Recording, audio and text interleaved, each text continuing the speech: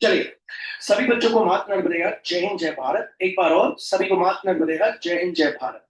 तो प्यारे बच्चों, जैसा कि आपको पता है, आज हम कूलम्स लॉ पे हैं। हेडिंग आपने देख ली होगी, आपने पोस्टर भी देख लिया होगा। अच्छा सा आज मैंने डिजाइन खुद किया है, ये खुद ही कर लेता हूँ मैं, थोड़ा बहुत आता है। ठीक है, ये मैंने अपने ब्रदर से सीखा है, सुकांतो नाम है उसका, उसने सिखाया भैया पोस्टर जरूरी रहता है। पोस्टर देख के ही बच्चे आते हैं, अंदर की पढ़ाई देख के नहीं आते। पोस्टर देख लेते हैं तो बच्चे आ जाते हैं। ठीक है, तो पढ़ाई भी देख के आइए, पोस्टर भी देख के आइए, सब देख के आइए। आज हम ज्यादा बात नहीं करते, आज हम करने जा रहे हैं Coulomb's law by vector method. Vector method से कैसे हम कूलम्स लॉ को प्रूफ करते हैं। ठीक है प्यारे बच्चों, तो आज हम ये करने जा रहे हैं और मैं आप सबसे विनती करूंगा कि लग के ध्यान देंगे जरा। ठीक है, तो पहले तो आपका बेसिक स्ट्रॉन्ग करूंगा। काय का बेसिक्स प्यारे बच्चों? वेक्टर्स का बेसिक्स। आइए देखते हैं। तो बच्चों, सबको ये तो पता ही है, हम 12th में हैं, फिर भी वेक्टर कौन होते हैं? आपको पता है, वेक्टर्स वो होते हैं जिनके पास मैग्नीट्यूड भी होता है और आपको पता है डायरेक्शन भी होता है। ठीक है, मैग्नीट्यूड मतलब बच्चों न्यूमेरिकल वैल्यू, कोई ना कोई नंबर रहता है। मैग्नीट्यूड मतलब न्यूमेरिकल वैल्यू, कोई ना कोई नंबर होता है। आपको पता है, जैसे मेरे पास 5 पेन है तो 5 हो गया मैग्नीट्यूड, तो उनके पास मैग्नीट्यूड तो होता है और साथ साथ डायरेक्शन भी होता है। अब ये कूलम्स लॉ को वेक्टर फॉर्म में करने की जरूरत क्या है? बात यहां पे हर एक स्टूडेंट के दिमाग में आता है, क्यों? आपको पता है कूलम्स लॉ कहता है कि Q1 Q2 whole upon are square. अगर आप देखेंगे तो ये सिर्फ मैग्नीट्यूड है। आपको पता है के, आपको के की वैल्यू पता है 1/4 पाई एप्सिलॉन। आपको Q1 पता है, चार्ज है। Q2 सेकेंड चार्ज है। आर डिस्टेंस है। मतलब ये सब क्या है प्यारे बच्चों? सिर्फ मैग्नीट्यूड। मतलब इसके पास क्या नहीं है? डायरेक्शन नहीं है। इसीलिए कूलम्स लॉ को वेक्टर फॉर्म में सिखाया जाता है, ताकि मैग्नीट्यूड तो है इस फोर्स के पास, लेकिन किस डायरेक्शन में लग रहा है हमें नहीं पता। फोर्स लग तो रहा है, Q1 Q2 के ऊपर फोर्स लगा रहा है प्यारे बच्चों, Q2 Q1 के ऊपर फोर्स लगा रहा है, दोनों एक दूसरे के ऊपर मस्त फोर्स लगा रहे हैं, लेकिन किस डायरेक्शन में लगा रहे हैं ये पता करने के लिए हम कूलम्स लॉ को वेक्टर फॉर्म में पढ़ते हैं। तो आइए, वेक्टर फॉर्म पढ़ने से पहले कूलम्स लॉ को हमें ये पता चल गया। देखो बच्चों, ये पता होना चाहिए हम क्यों पढ़ रहे हैं, है ना? बस पढ़ रहे हैं ये नहीं होना चाहिए, हमें ये पता होना चाहिए हम क्यों पढ़ रहे हैं। Why we are studying this topic प्यारे बच्चों। सिर्फ पढ़ना नहीं है, क्यों पढ़ना है ये अहम है। तो ध्यान दीजिएगा, आप टॉपिक पे हैं Coulomb's law in vector form. फिर से एक बार और, कूलम्स लॉ को वेक्टर फॉर्म में क्यों पढ़ रहे हैं बच्चों? याद रखिएगा, क्योंकि आपको पता है कूलम्स लॉ का जो आपने फॉर्मूला डिराइव किया है, इसमें सारे के सारे कौन है भैया? मैग्नीट्यूड। सब सिर्फ आपको क्या मिल रहा है? Magnitude. There is no such direction कि आपको पता है Q1 पता है, Q2 पता है, R मतलब दोनों के बीच का डिस्टेंस आपको पता है। तो चलिए स्टार्ट करते हैं Coulomb's law by vector form सीखने से पहले वेक्टर के कुछ बेसिक। तो बच्चों, पहला बेसिक शुरू होता है पोजीशन वेक्टर। ओके, अच्छा, ये पहले तो कई बच्चे ऐसे हैं जिनको वेक्टर्स के बारे में जानकारी नहीं है, पहले वो जानकारी आपको दे देता हूं, फिर पोजीशन वेक्टर पे आता हूं। देखिए बच्चों, ये कहलाती है आपकी एक्स एक्सिस। आप सबको पता है, इसको आप बोलते हैं एक्स एक्सिस और एब्सिसा। ओके, ये आपकी कहलाती है वाई एक्सिस। आपको पता है, इसको आप कहते हैं वाई एक्सिस और ऑर्डिनेट। अभी हम 2D की बात कर रहे हैं, 2D मतलब x axis and y axis. Okay, ये जो एक्स एक्सिस है, वेक्टर एक वर्ल्ड है, वेक्टर एक वर्ल्ड है, और ये एक्स एक्सिस है, ये कार्टेशियन कहलाता है, कार्टेशियन प्लेन। कार्टेशियन मतलब भैया, कार्टेशियन का मतलब जैसे आपने लिखा 2x + 3y = 4, this is a Cartesian equation. इसको आप कार्टेशियन इक्वेशन कहते हो मैथ्स में। जहां पे x आए, y आए या 3D हो तो z आ जाए, ऐसी इक्वेशन को बच्चों आप लोग क्या नाम देते हो? Cartesian equation. ठीक है, अब जैसे मैं आपसे बात करूं एक्स एक्सिस की कार्टेशियन इक्वेशन क्या है, अगर आपसे पूछूं तो एक्स एक्सिस की कार्टेशियन इक्वेशन है y इक्वल्स टू 0। क्यों भैया? क्योंकि एक्स एक्सिस पे y हमेशा क्या होता है? 0। तो एक्स एक्सिस पे मैं अगर इस पॉइंट की बात करूंगा तो ये हो जाएगा 1,0, इस पॉइंट की बात करूंगा तो ये हो जाएगा 2,0, इस पॉइंट की बात करूंगा तो ये हो जाएगा 3,0, ये हो जाएगा 4,0। तो एक्स एक्सिस की कार्टेशियन इक्वेशन क्या हुई बच्चों? y equals to 0। कार्टेशियन मतलब क्या? जहां किनकी बात हो रही है? एक्स और y की। अगर 2D की बात हो रही है, ये y एक्सिस। अब y एक्सिस की कार्टेशियन इक्वेशन क्या हो जाएगी बच्चों? x equals to 0। क्योंकि आपको पता है अगर मैं इसके कोऑर्डिनेट्स बात करूंगा 0,1, 0,2, 0,3, 0,4, तो यहां कौन जीरो है बच्चों? यहां x0। तो ये कार्टेशियन इक्वेशन है भैया। तो फिर वेक्टर इक्वेशन क्या होती है? एक्स एक्सिस की वेक्टर इक्वेशन होती है बच्चों आई कैप। आई कैप, आई कैप। भैया ये कैप क्यों लगा रहे हैं? हर चीज का रीजन दूंगा मैं आपको। ये वाई एक्सिस है, इसकी वेक्टर इक्वेशन होगी जे कैप। जे कैप। भैया ये कैप क्या है? ठीक है, आइए अब आपको वेक्टर्स के वर्ल्ड के अंदर लेके चलूंगा तो आपको पता चलेगा ये कैप क्या है। ठीक है, ओके, कैप क्या है? अभी तक कैप क्या है? What is this cap? Why why we are putting a cap को? उनके हेड पे कैप क्यों लगा रहे हैं? तो अभी आपने एक चीज तो भैया से सीख ली कि भैया अभी तक मैं 11 तक जो पढ़ता आ रहा था, 10 तक सॉरी जो पढ़ता आ रहा था, वो सारी इक्वेशन क्या थी? Cartesian equation, linear equation in two variable पढ़ाया आपने, कार्टेशियन इक्वेशन थी। क्वाड्रेटिक इक्वेशन कार्टेशियन इक्वेशन थी। कोऑर्डिनेट ज्योमेट्री पढ़ा, वो भी कार्टेशियन इक्वेशन थी। अब आप वेक्टर के वर्ल्ड में एंटर करने जा रहे हो, वेक्टर इक्वेशन कैसे बनाई जाती है आइए भैया आपको सिखाएंगे, फिर आगे बात करते हैं। तो बच्चों आपको पता चल गया ये आपकी है एक्स एक्सिस।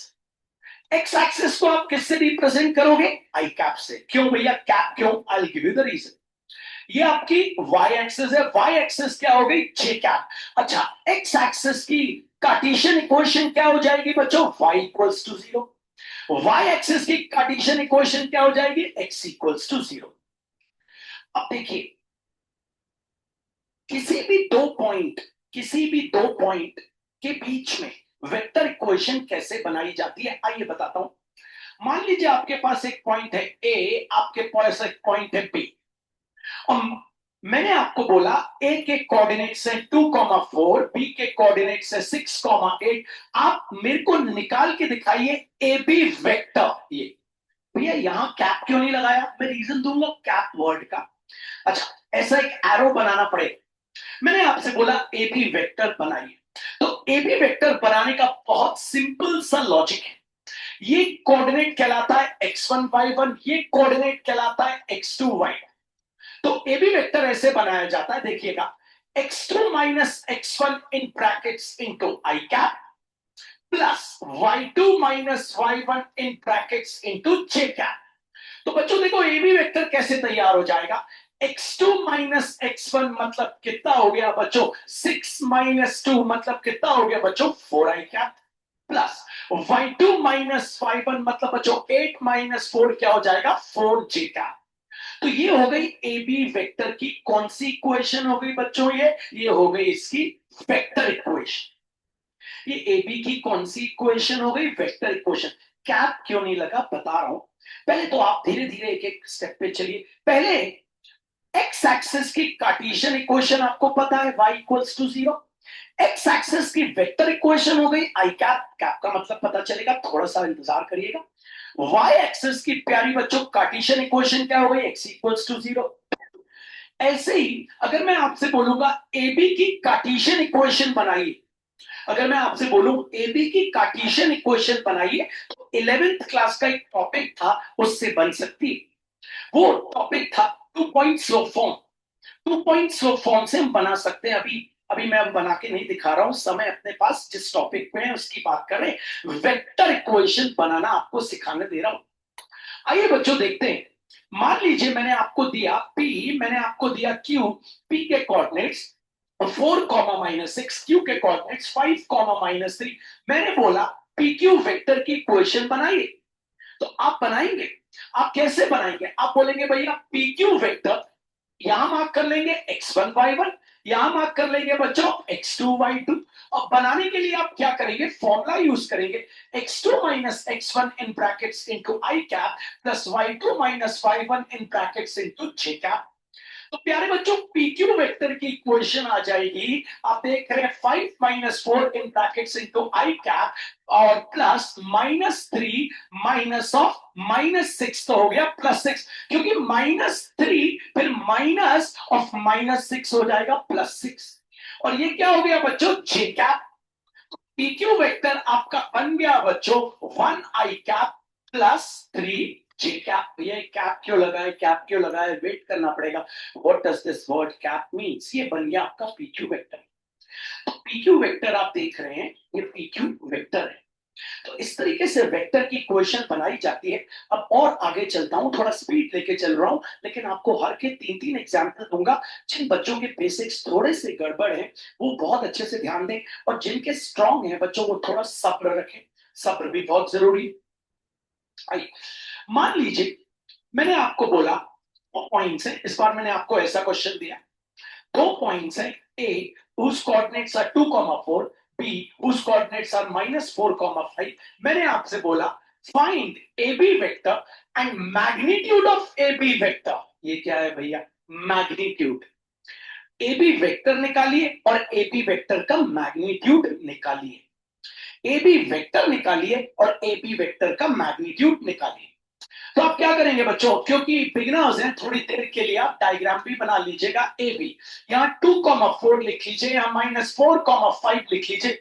ये हो गया आपका x1 y1 बच्चों, ये हो गया आपका x2 y2। कट से निकाल लीजिए ए बी वेक्टर। आपको पता है फॉर्मूला क्या बनता है बच्चों? x2 minus x1 in brackets into i cap plus y2 minus y1 in brackets into j cap.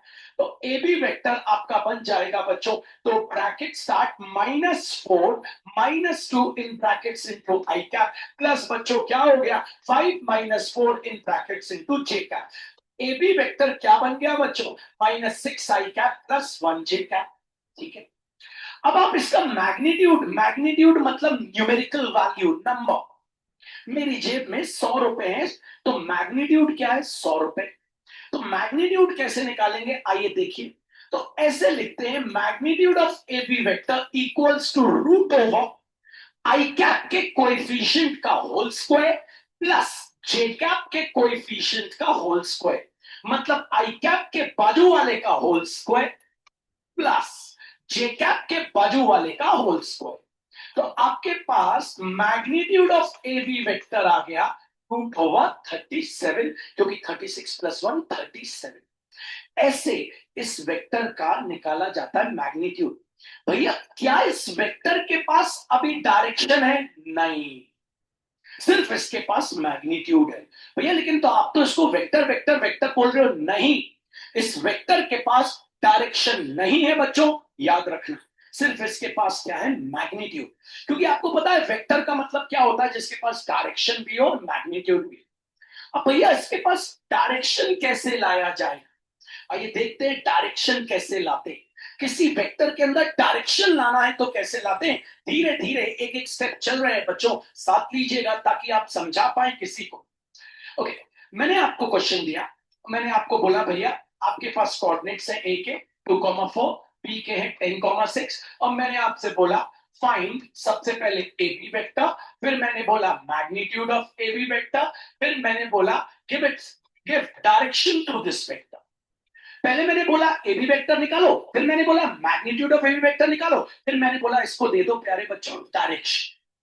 तो चलते हैं सोल्यूशन लेते हैं, मेहनत करिएगा बच्चों, खासकर बायो वाले जो ऑनलाइन बच्चे जुड़े, अपने बेस को स्ट्रॉन्ग करिए। फिजिक्स में न्यूमेरिकल्स बहुत जबरदस्त आते हैं सीबीएसई में, और वो बेसिक ही होते हैं, बेसिक न्यूमेरिकल होते हैं। ठीक है, तो यहीं से सीखना है। तो 2, 4 और ये हो गया बच्चों 10, 6। कोऑर्डिनेट्स ले लीजिए प्यारे बच्चों x1 y1, कोऑर्डिनेट्स ले लीजिए प्यारे बच्चों x2 y2। निकाल लेते हैं सबसे पहले A B vector equals to bracket start x2 minus x1 in brackets into i cap plus y2 minus y1 in brackets into j cap. तो बच्चों ए बी वेक्टर आपके पास आ गया, बोल देंगे 10 minus 2 in brackets into i cap plus बच्चों 6 minus 4 in brackets into j cap. तो बच्चों ए बी वेक्टर आपके पास आ गया 8 i cap plus 2 j cap, ये हो गया आपका वेक्टर। अब इसका मैग्नीट्यूड निकालिए, ठीक है। तो मैग्नीट्यूड बड़ा आसान है, अगर मेहनत करेंगे तो आपका मैग्नीट्यूड आ जाएगा। आपको पता है magnitude of A B vector, ऐसी तो डंडियां लगा देंगे और प्रोनाउंस क्या करेंगे, magnitude of A B vector equals to root over coefficient of I cap the whole square plus coefficient of j cap the whole square. तो magnitude of AB vector equals to root over 64 plus 4. तो magnitude of AB vector equals to root over 68. ठीक है भैया। अब ये जो आपके पास vector था, जिसको अभी अभी प्यारे बच्चों में रेड पेन से गोला बना रहा हूं, क्या इसके पास डायरेक्शन था? नहीं, इसके पास सिर्फ था क्या, मैग्नीट्यूड। तो प्यारे बच्चों किसी भी वेक्टर को डायरेक्शन कैसे देते, तीसरा पार्ट, आइए मन लगाएं। अगर बच्चों किसी भी वेक्टर को डायरेक्शन देना है तो उसको यूनिट वेक्टर बना दो, उसको बना दो यूनिट वेक्टर। ये क्या होता है भैया, और बनाते कैसे, आइए अब मैं आपको बताता हूं। पहले याद रखिएगा, अगर किसी भी वेक्टर को आपको डायरेक्शन देना है तो उस वेक्टर को बना दो यूनिट वेक्टर। किसी भी वेक्टर को अगर आपको डायरेक्शन देना है तो उस वेक्टर को बना दो यूनिट वेक्टर। रिमेंबर बच्चों, ये फिजिक्स में बहुत इंपॉर्टेंट है। अगर आपको किसी भी वेक्टर को डायरेक्शन देना है, कोई भी आपके पास मैग्नीट्यूड है लेकिन डायरेक्शन नहीं है, आपके पास न्यूमेरिकल वैल्यू है डायरेक्शन नहीं है, तो आप क्या करोगे, उस वेक्टर को बना दोगे यूनिट वेक्टर। अब आइए यूनिट वेक्टर क्या होता है आपको बताता हूं। बच्चों सबसे पहले यूनिट वेक्टर को रिप्रेजेंट करते हैं या तो ए कैप, या तो बी कैप, या तो सी कैप, या तो आर कैप, व्हाटएवर लेटर आप यूज करना चाहें। अगर आपको ए वेक्टर को यूनिट वेक्टर बनाना है, अगर आपको ए वेक्टर को यूनिट वेक्टर बनाना है, ए वेक्टर को यूनिट वेक्टर बनाना, यूनिट वेक्टर बनने से क्या होगा, यूनिट वेक्टर बनने से इसके पास दो चीजें आ जाएंगी, एक तो मैग्नीट्यूड है इसके पास और दूसरी चीज आ जाएगी डायरेक्शन। बोले, एक तो मैग्नीट्यूड है इसके पास और दूसरी चीज आ जाएगी डायरेक्शन। याद रखिएगा, जरा मेहनत करिएगा बच्चों, जबरदस्त टॉपिक है, जबरदस्त मेहनत करिएगा, मेहनत से ही सफलता मिलती है। तो देखिए ए वेक्टर को अगर आपको यूनिट वेक्टर ए कैप बनाना है तो कैसे बनाएंगे, फॉर्मूला होता है A cap equals to A vector whole upon magnitude of A vector, और बन जाएगा ये A vector unit vector. Okay, unit vector की एक और खास बात है, जो भी यूनिट वेक्टर बनता है उसके बाद उसका जब मैग्नीट्यूड निकालते हैं तो हमेशा 1 आता है। यूनिट वेक्टर की एक खास बात यह भी है कि यूनिट वेक्टर, जब भी कोई वेक्टर यूनिट वेक्टर बन जाता है और हम उस यूनिट वेक्टर का क्या निकालते हैं, मैग्नीट्यूड, तो वो 1 आता है। आइए देखते हैं, एक दो बनाते हैं। मैंने आपको बोला आपके पास एक वेक्टर है A vector 2i cap minus j cap, मैंने बोला आप इसको बनाइए क्या, यूनिट वेक्टर। आपको पता है यूनिट वेक्टर की खासियत क्या क्या है। पहली बात तो यूनिट वेक्टर के पास क्या आ जाता है, डायरेक्शन। तो किसी भी वेक्टर को यूनिट वेक्टर बनाना है, ओके, तो जब ए कैप यूनिट वेक्टर बन जाएगा, ठीक है, ठीक है, रामचंद्र जी जब 14 साल का वनवास काट के गए, 14 साल का वनवास, तब वो बन गए श्री रामचंद्र जी। जब वो पैदा हुए थे हमारे श्री रामचंद्र जी, तो हमारे जैसे एक आम इंसान थे, लेकिन उन्होंने इतने सारे एग्जाम्पल दिए। उन्होंने अपने माता जी के लिए घर छोड़ दिया, अपने भाई के लिए राजपाट छोड़ दिया, उन्होंने पूरे संसार के लिए अपने अपनों को छोड़ दिया, संसार को अच्छी राह दिखाने, तब वो बने श्री रामचंद्र जी। ऐसे ही अभी ये ए वेक्टर है, अभी इसको यूनिट वेक्टर बनाना है, और अगर ये ए वेक्टर यूनिट वेक्टर बन गया तो फिर इसका नाम ए वेक्टर नहीं हो जाएगा, श्री रामचंद्र जी हो जाएगा। तो ए वेक्टर का नाम यूनिट वेक्टर बनने के बाद हो जाएगा ए कैप। तो चलिए बनाते हैं। फॉर्मूला क्या होता है, A cap equals to A vector whole upon magnitude of A vector. तो हो जाएगा ए कैप, ए वेक्टर क्या है 2i cap minus J cap whole upon magnitude कैसे निकालते हैं, root over coefficient of i cap का whole square plus coefficient of j cap का होल स्क्वायर। तो a cap equals to 2i cap minus j cap whole upon root over, सीधे लिख दूं 5, क्योंकि 2 का स्क्वायर 4 माइनस 1 का स्क्वायर 1।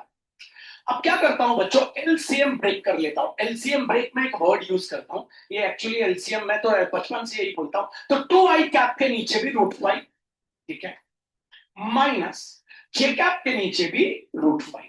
अब ये बन गया यूनिट वेक्टर। भैया कैसे पता चला, अब इसका मैग्नीट्यूड निकालो। अब इसका मैग्नीट्यूड क्या आएगा 1 आएगा, क्योंकि अब बन चुका है यूनिट वेक्टर। अब इसका मैग्नीट्यूड निकालो, अब देखना 1 आएगा, निकालो।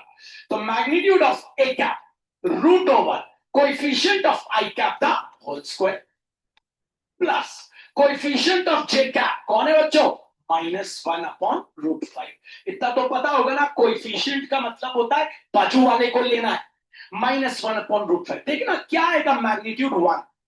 तो magnitude of A cap root over 2 का स्क्वायर क्या होता है 4, रूट 5 का स्क्वायर क्या होता है 5। बच्चों 2 का स्क्वायर 4, रूट 5 का स्क्वायर 5, -1 का स्क्वायर 1, रूट 5 का square 5। Magnitude of A cap root over 5 upon 5। Magnitude of A cap कितना आ गया 1, क्योंकि 5/5 1 का रूट होता है 1। तो देखो बन गया ना ये श्री रामचंद्र जी, बन गए ना ये यूनिट वेक्टर। तो what is the unit vector, भैया यूनिट वेक्टर एक ऐसा वेक्टर है जिसका मैग्नीट्यूड हमेशा क्या होता है 1 होता है।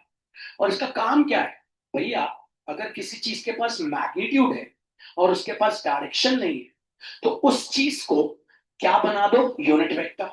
अगर उस चीज को आप यूनिट वेक्टर बना दोगे तो उस चीज के पास मैग्नीट्यूड तो पहले से था, अब और क्या आ जाएगा डायरेक्शन। बात को समझने की मेहनत करके कोशिश करेगा, मैं और डीप में नहीं जाऊंगा। डायरेक्शन कोसाइंस, डायरेक्शन रेशियोज अभी ये नहीं पढ़ाऊंगा, अभी फिजिक्स से रिलेटेड चीजें आपको पढ़ा रहा हूं, वरना डीप में चलते तो बहुत आगे बढ़ जाते हैं इसमें। आइए बात करते हैं फिर से प्यारे बच्चों यूनिट वेक्टर। तो अगर कोई आपसे बोलता है what is a unit vector, जवाब क्या देंगे, unit vector is denoted by या तो A cap, B cap, C cap, D cap, R cap, whatever, बस सर पे कैप लगा दो। Unit vector is denoted by a cap, b cap, c cap, d cap, r cap. Unit vector is that type of vector whose magnitude is always 1. Unit vector is that type of vector whose magnitude is always 1. मतलब उस unit vector का magnitude हमेशा क्या आएगा प्यारे बच्चों 1। Unit vector का काम क्या है भैया, अगर किसी वेक्टर के पास मैग्नीट्यूड है मतलब नंबर है, मतलब न्यूमेरिकल वैल्यू है, दैट इज एग्जाम्पल देता हूं, force equals to Q1 Q2 के ऊपर लगा रहा है, Q2 Q1 के ऊपर लगा रहा है, सिर्फ क्या है उसमें मैग्नीट्यूड। कहां जा रहे हैं चार्जेस नहीं पता, Q1 Q2 के ऊपर लगा रहा है फोर्स, Q2 उधर भाग रहा है, Q2 इसको लगा रहा है, वो उधर भाग रहा है। डायरेक्शन कहां है, जीवन में डायरेक्शन नहीं है। अगर जीवन में डायरेक्शन नहीं है और आपके पास मैग्नीट्यूड है तो अपने आप को यूनिट वेक्टर बना लो। यूनिट वेक्टर बनाने का सबसे आसान तरीका है बच्चों, अपने आप को यूनिट वेक्टर बनाने का, अपनी पढ़ाई को डायरेक्शन दो।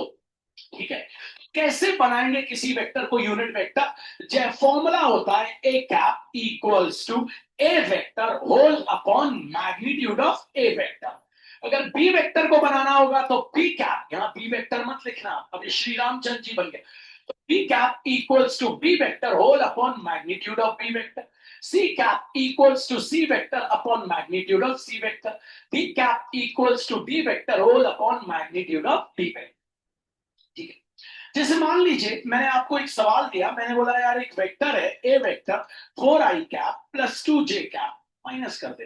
ठीक है, मैंने आपसे बोला इसको यूनिट वेक्टर में कन्वर्ट करो। क्यों करो ये पता है ना, क्यों करो, बिकॉज हमें इसको क्या देना है डायरेक्शन। किसी भी वेक्टर को यूनिट वेक्टर में कन्वर्ट क्यों करते हैं, सो दैट उस वेक्टर के पास आ जाए प्यारे बच्चे डायरेक्शन। तो चलिए कर लेते हैं कन्वर्ट। तो करने का एक तरीका है, फॉर्मूला क्या है बच्चों, A cap equals to A vector upon magnitude of A vector. तो ए कैप इक्वल्स टू हो गया 4i cap minus 2j cap whole upon root over 4 the whole square plus -2 the whole square. तो आपके पास आ गया, board पे देखिए, A cap equals to 4i cap minus 2j cap, और बच्चों आ गया 16 प्लस 4 कितना आ गया, √20। A cap equals to, LCM break करिए तो 4i cap upon √20 minus 2j cap upon √20। ये हो गया बच्चों क्या, ये बन गया आपका यूनिट वेक्टर। इसका मैग्नीट्यूड क्या है भैया, नीचे मिल जाएगा √20, देख रहे, √28 तो मैग्नीट्यूड है इसका, देखो ना मैग्नीट्यूड का मतलब समझ गए। अच्छा भैया डायरेक्शन भी मिल गया इसको, हाँ। अब भैया कैसे साबित होगा कि यूनिट वेक्टर, तो चेक कर लो। कैसे चेक करोगे, तो आपको पता है जो यूनिट वेक्टर होता है उसका मैग्नीट्यूड हमेशा क्या आता है, 1। ये है यूनिट वेक्टर, तो निकालो magnitude of A cap equals to √, coefficient of I cap the whole square, तो 4 upon √20 the whole square, plus coefficient of j cap the whole square minus 2 upon √20 the whole square।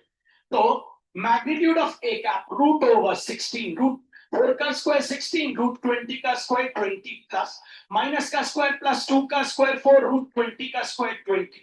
तो magnitude of A cap आ गया आपके पास √20 upon 20, cancel हो गया 1। तो magnitude of A cap कितना आ गया, 1। This is called a unit. Hopefully आपको समझ आया होगा। एक उदाहरण और देने वाला हूं कि थोड़े से बच्चे जो इधर उधर ध्यान देते हैं, मोबाइल जब हम ऑनलाइन पढ़ते हैं तो ध्यान इधर उधर जाता है, इसलिए मैं 2-3 एग्जाम्पल इसलिए देता हूँ प्यारे बच्चे, तो मजा तभी आता है।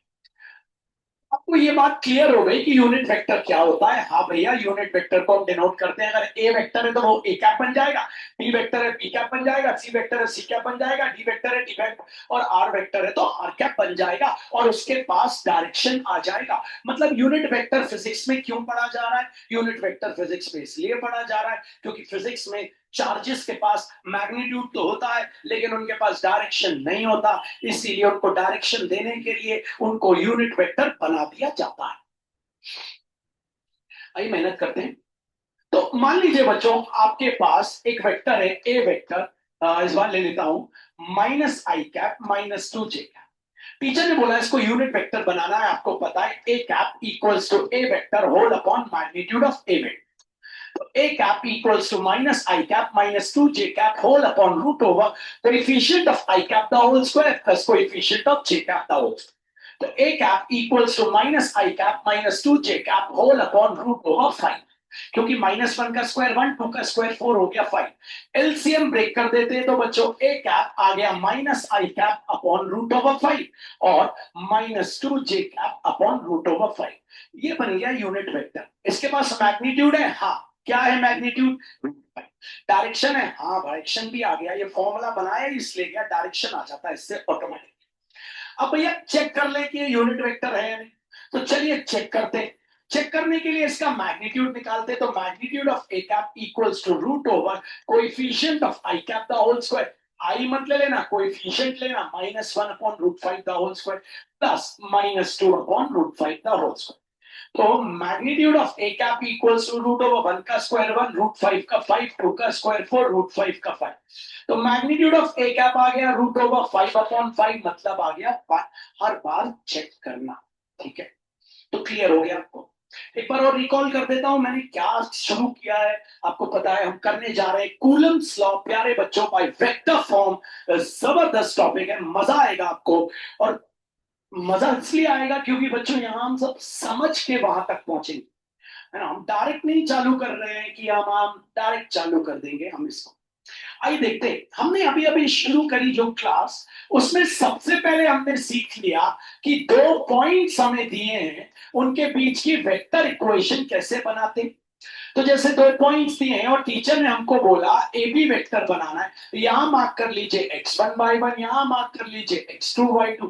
फॉर्मूला क्या है बच्चों, x2 minus x1 in brackets into i cap plus y2 minus y1 in brackets into j cap. तो ए बी वेक्टर बन गया बच्चों x2 माइनस x1 मतलब -6 minus 2 i cap, y2 minus y1 मतलब 8 माइनस 4 j कैप। तो प्यारे बच्चों ए B vector बन गया -8 आई कैप प्लस 4 j कैप। क्या इस वेक्टर के पास डायरेक्शन है, नहीं। सिर्फ क्या है, मैग्नीट्यूड। तो अगर इस वेक्टर को डायरेक्शन देना है तो उसको क्या बनाना पड़ेगा, यूनिट वेक्टर। यूनिट वेक्टर बनाने के लिए ये बन जाएगा A B cap, A B vector है तो बन जाएगा A B cap equals to हो जाएगा A B vector upon magnitude of A B vector. ठीक है, इस बार आप आगे बढ़ते हैं। तो आगे आपके पास a B cap equals to -8i cap plus 4j cap whole upon root over -8 the whole square plus 4 the whole square. तो आगे आपके पास a B cap equals to -8i cap plus 4j cap, 64 plus 16 होता है √18। फिर आप क्या करेंगे, एलसीएम ब्रेक कर देंगे और आपके पास आ जाएगा यूनिट वेक्टर। फिर आप क्या कर लेंगे, इसको चेक कर लेंगे। तो वेक्टर्स ऐसे बनाए जाते हैं। अब बात करते हैं बच्चों सबसे इंपॉर्टेंट बात की, पोजीशन वेक्टर। ये क्या है पोजीशन वेक्टर? आइए, आप मेरी कोचिंग जब पहली बार, मतलब अभी तो ऑनलाइन पढ़ रहे हैं, जो ऑफलाइन आता है वो पूछता है पराग भैया की क्लास कहां पे। तो देखना, पराग भैया की क्लास कहां पे, ठीक है, किसी ने आपसे पूछा तो आपने बोला नरेन डेयरी के ऊपर, मतलब पराग भैया की क्लास का पॉइंट फिक्स हो गया। वो क्या है, नरेन डेयरी। नरेन डेयरी पराग भैया की क्लास का पोजीशन बताता है। पोजीशन वेक्टर वो होता है जो किसी भी चीज का पोजीशन बताता है। यार पराग भैया की क्लास कहां पे, नरेन डेयरी के ऊपर। ठीक है, पराग भैया की क्लास कहां पे, नरेन डेयरी। किसी से भी पूछोगे कोई ये नहीं बोलेगा इधर उधर, नरेन डेयरी के ऊपर। ठीक है ना। तो पोजीशन वेक्टर एक ऐसा वेक्टर होता है बच्चों, पोजीशन वेक्टर एक ऐसा वेक्टर होता है बच्चों जो क्या करता है, कोई भी चार्ज, अगर कोई भी चार्ज 2D में कहीं घूम रहा है तो वो पोजीशन वेक्टर क्या करेगा, उस चार्ज की पोजीशन बता देगा। लेकिन पोजीशन वेक्टर हमेशा ओरिजिन से ही निकलता है। अब आपसे मैं पूछूं, बताओ चार्ज Q1 कहां है, भैया ओरिजिन के पास।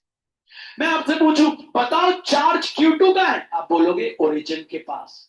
मैं पूछूं चार्ज Q3 कहां है, क्या बोल दोगे, ओरिजिन के पास। मतलब चार्ज Q4 कहां है भैया, ओरिजिन के पास। ओरिजिन से दूर, ओरिजिन के बहुत पास, ओरिजिन से बहुत दूर, ओरिजिन के बहुत पास। मतलब आप सारे के सारे चार्जेस के बारे में बताने से पहले किसकी बात कर रहे हैं, ओरिजिन की। तो बच्चों कोई भी वेक्टर जो ओरिजिन से बनाया जाए, कोई भी वेक्टर जो ओरिजिन से बनाया जाए वो कहलाता है आपका पोजीशन वेक्टर। जैसे मैं बात आपसे करता हूं, ये हो गया Q1, ये चार्ज, इसका पोजीशन वेक्टर नाम दे देता हूं R वेक्टर, R1 वेक्टर नाम दे देता हूं। ये Q2, इसका पोजीशन वेक्टर क्या नाम दे देंगे, R2 वेक्टर।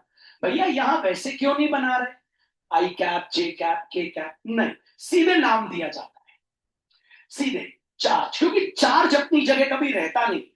क्यों, ये अपनी जगह कभी रहेगा नहीं। आप देखो ये हमेशा अपनी जगह रहेंगे, 2,4 हमेशा फर्स्ट क्वाड्रेंट में रहेगा, -6,8 हमेशा सेकंड क्वाड्रेंट में रहेगा। लेकिन क्या Q1 यहां रहेगा, नहीं। क्यों, क्योंकि Q2 उस पर फोर्स लगा देगा तो उड़ जाएगा। इसीलिए इसके पॉइंट्स क्या है, फिक्स नहीं। इसीलिए ये पोजीशन वेक्टर इसका क्या बोला जाता है, R1 वेक्टर। तो कोई आपसे पूछे पोजीशन वेक्टर क्या होता है तो क्या बोलेंगे आप, जवाब क्या देंगे?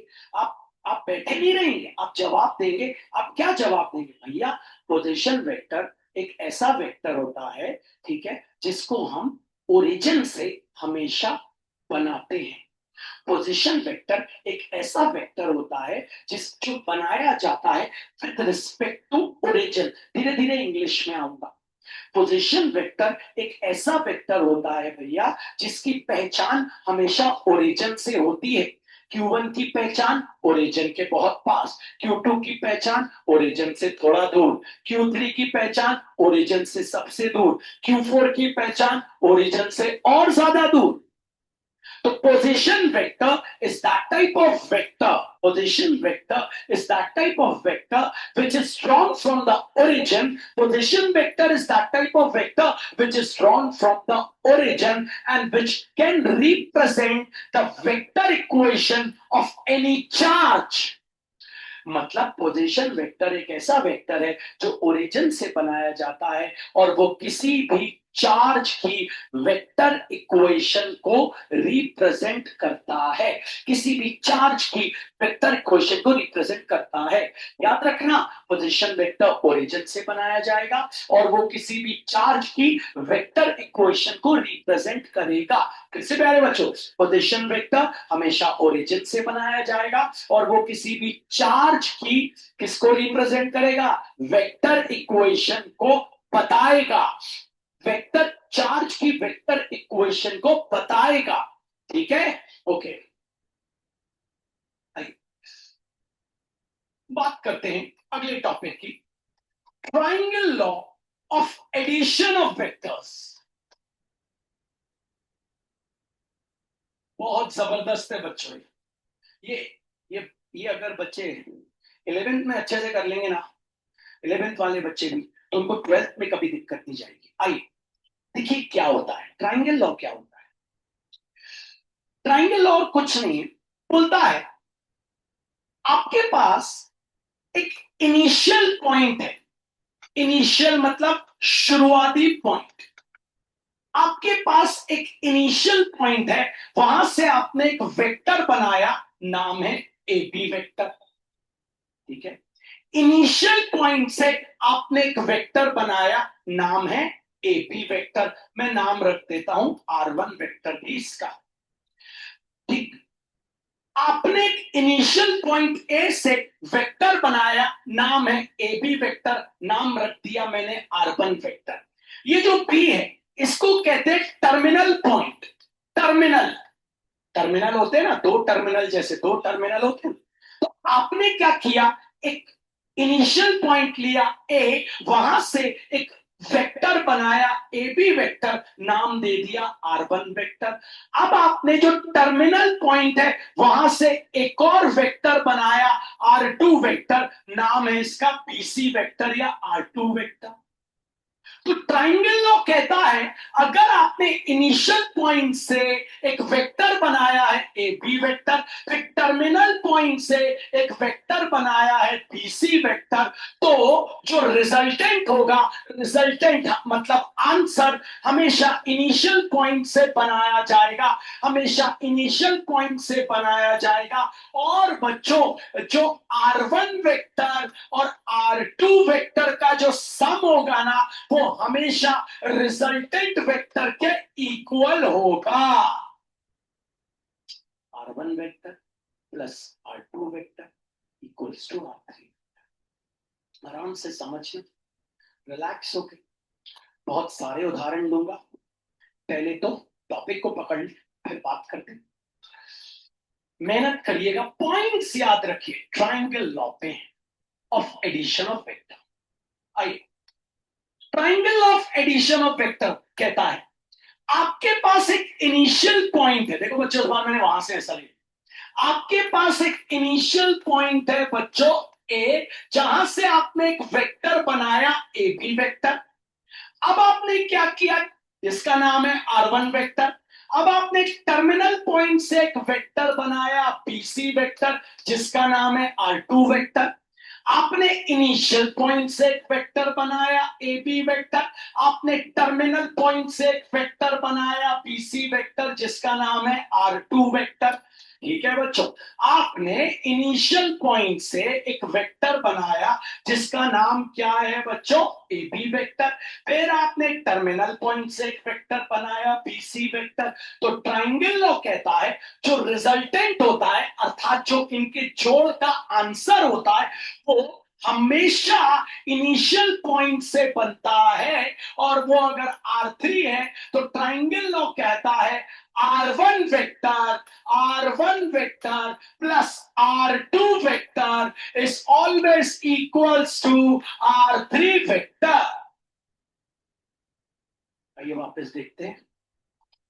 थोड़ी मेहनत करेंगे बच्चों, मेहनत से सफलता मिलती है। भैया मान लीजिए आपके पास इनिशियल पॉइंट है ए, यहां से आपने एक वेक्टर बनाया ए बी वेक्टर, जिसका नाम है R1 वेक्टर। फिर आपने ये कौन सा पॉइंट कहलाएगा? Terminal point. फिर आपने टर्मिनल पॉइंट से एक वेक्टर बनाया जिसका नाम है बीसी वेक्टर, R2 वेक्टर।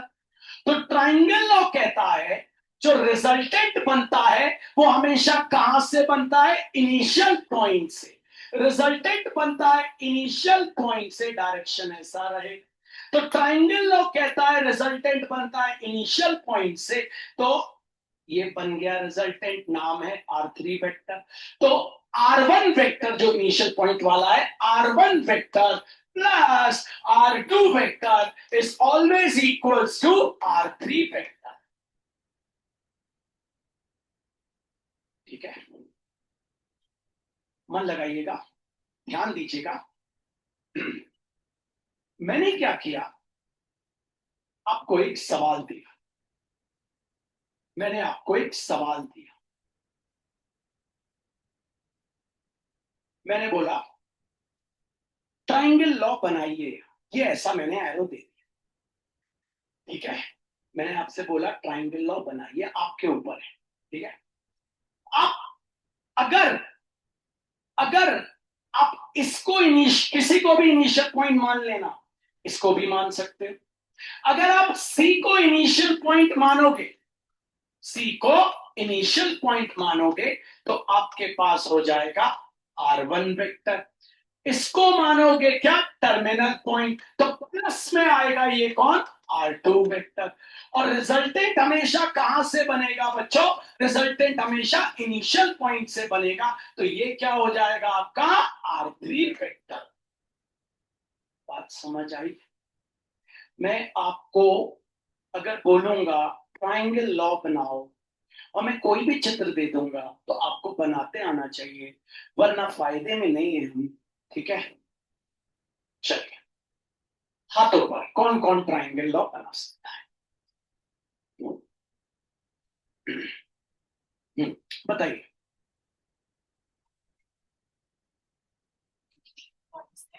कौन इनिशियल पॉइंट किसको लेना है आपको?